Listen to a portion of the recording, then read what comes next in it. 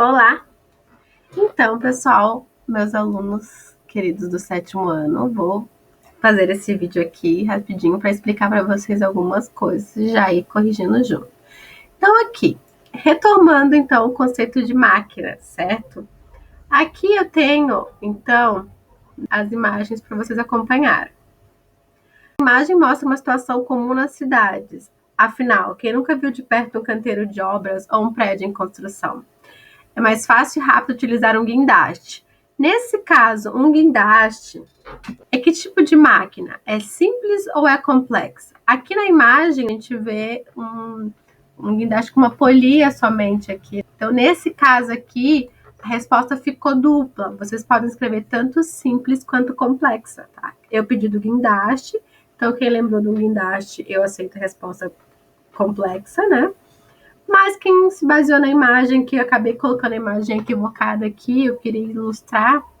Porque como tem toda a questão de direitos de imagem, tudo, essa era disponível para usar, então essa que eu achei melhor para colocar. Mas não tem problema, aceito os dois.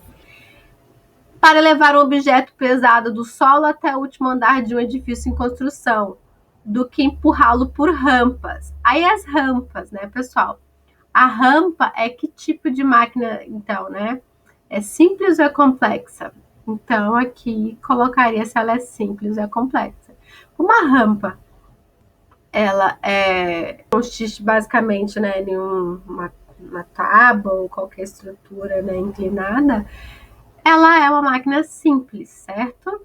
Também nas ruas da cidade podemos ver outros exemplos de máquinas simples. Então, aqui, ó, eu já comentei, já puxei aqui o assunto da rampa e continuei aqui embaixo. Então, dá para ver que realmente é uma máquina simples. E aqui um exemplo, então, da escada, né, que as pessoas só podem subir, ou uma rampa para acesso, então, das pessoas com dificuldade na movimentação, né, na mobilidade. No caso, pode ser uma cadeira de rodas, pode ser com uma muleta também, ou carrinho de bebê. Então, você imagina subir isso aqui com carrinho de bebê, é difícil, né? Então, essas são atitudes relacionadas à acessibilidade, tá? As rampas são, a gente vê muito por aí, na calçada, em prédios, no shopping, tá bom? Agora, aqui, eu quero que você descubra o nome de cada máquina aqui do quadro, certo? Então, você vai dar um número para eles. Uma coisa que eu fiz errado aqui, tá? Eu peço desculpa, porque aqui não era para estar lápis, era para estar apontador de lápis. Então, você vai colocar, vou dar um exemplo aqui. Ah, qual que é o apontador de lápis? É o número 7. Então, vamos colocar aqui, ó, 7, certo? Então, vai numerando cada um desses itens aí. E depois você vai dizer se cada um deles entra no quadro de máquinas simples ou máquinas complexas. Então, qual seria a máquina simples? Apontador, será que é uma máquina simples ou complexa? O apontador só tem uma lâmina aqui, né? Uma rampa, então é uma máquina simples. Só isso que é para fazer, tá? Aqui embaixo utilizando, algumas não perceberam isso, tá? Então, ó, aqui é só sobre máquinas simples e aqui embaixo são máquinas complexas. Então, aqui, nós apontamos seu lápis. O que seria aqui? Aí você escreve. A gente viu ali em cima, apontador. E assim por diante, certo? E vamos colocar aqui as informações. Eu fico me balançando, vocês me perdoam, tá? Máquinas complexas. Nós podemos te levar na cidade para um local distante a outro. Na cidade, né? Então, tem que ser uma coisa complexa, que é formada por mais de um tipo de máquina simples, tá? Que geralmente pode usar eletricidade ou algum tipo de motor. Então, aqui são questão de máquinas complexas, ok? Nós lavamos sua roupa. Coisas que a gente tem em casa, que a gente tem no cotidiano, que a gente sabe interpretar, sabe analisar. Agora, 3. Qual das máquinas abaixo necessitam de eletricidade para funcionar? Então, você vai pegar e vai circular, marcar um X e indicar, né? Pensa, a tesoura precisa? Aqui nessa que eu estou mostrando. Então, vocês colocam se precisa ou não de eletricidade para funcionar. Atividade número 3, máquinas e industrialização. Então, assim, a função principal das máquinas simples é o quê? Aumentar a capacidade do ser humano, né? Ah, tem uma rocha ali no meio da estrada, eu vou tentar tirar. Não consigo. Ah, então eu vou pegar ali um tronco de árvore e fazer uma alavanca para tentar movimentar ela, certo? Então, assim, é para aumentar a minha força. Eu vou continuar fazendo força, só que eu não preciso aplicar tanta força assim, pois A própria máquina, parte dessa força vai estar no ponto de apoio da minha máquina simples, tá bom? máquina simples nada mais é do que um instrumento, uma ferramenta para auxiliar os seres humanos, tá? Geralmente quando a gente quer mover objetos. As primeiras máquinas eram movidas somente com força humana, então a gente precisava que o homem fosse lá movimentar essa máquina. Depois, né, o ser humano aqui, ó, espertão dele, fez o quê? Pensou de maneira diferente para ele não precisar fazer a força. Essa força que a gente faz, né, é a força motriz para movimentar. Se eu quero movimentar lá, quero puxar um balde do poço, eu tenho que puxar a corda, certo? Então eu tô movimentando aqui para puxar a corda. Então, aqui alguns exemplos que eles usaram: animais, cursos de água e combustível. Um exemplo, então, de máquina simples que a gente utiliza força animal: carro de boi, certo? Quando quer arar uma terra também. Curso de água, então, aqui, ó, um exemplo da roda d'água. A água bate aqui, né? Vem o rio, eu desvio um pouquinho uma canaleta, aí a água vem, bate aqui e gira essa roda.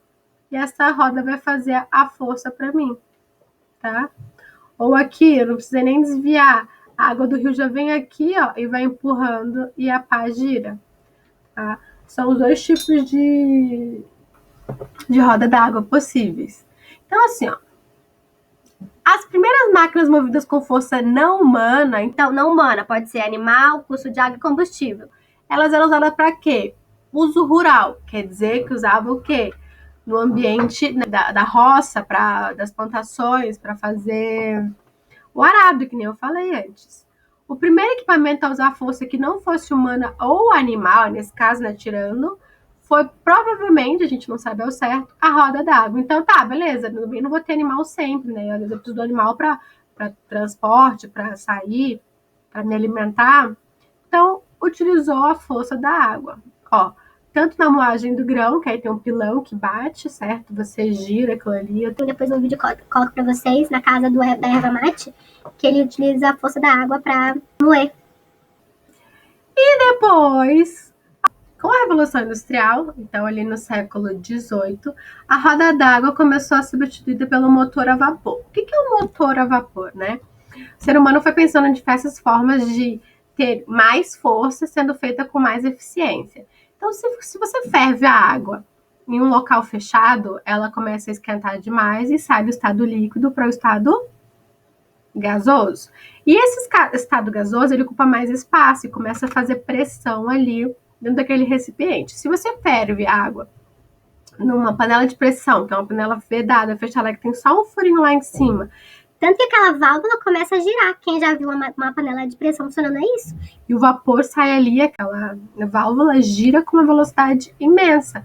E se você logo desliga e tenta abrir aquela panela, ela não abre, ela tem uma força sendo empurrada de dentro muito alta, então você não consegue, essa força de fora é pouca para tentar abrir a panela, tem que esperar um pouco, sair toda a pressão para você conseguir abrir a panela de pressão.